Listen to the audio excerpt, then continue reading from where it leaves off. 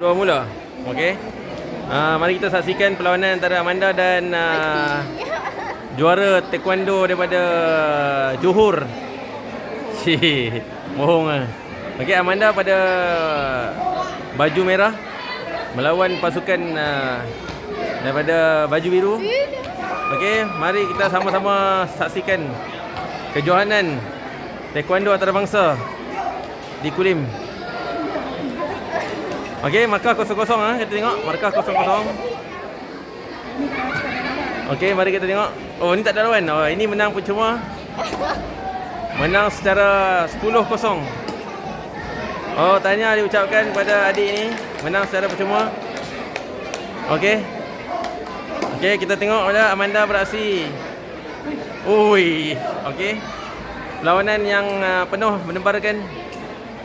Mari kita saksikan perlawanan yang bakal menggegarkan arena taekwondo kebangsaan. Oh, ada ceramah sedikit. Ceramah-ceramah umum. Mari kita lihat. Perlawanan bakal dimulakan sebentar saja lagi. Dalam masa 3, 2, 1.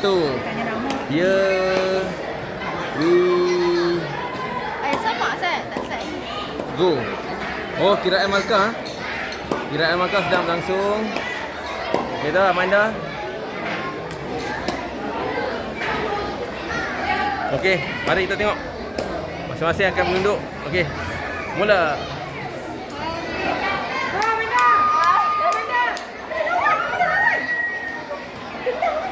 Ui. Oh, nampaknya pengadil ada di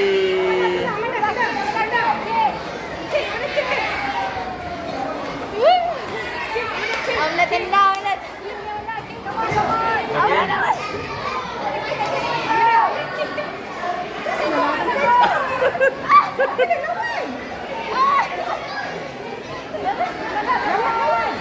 Amna cepat.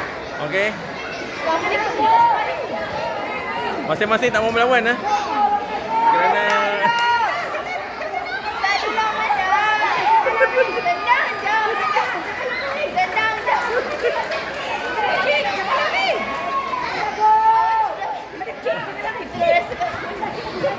masing-masing tak mau menendang kerana apa tak tahu.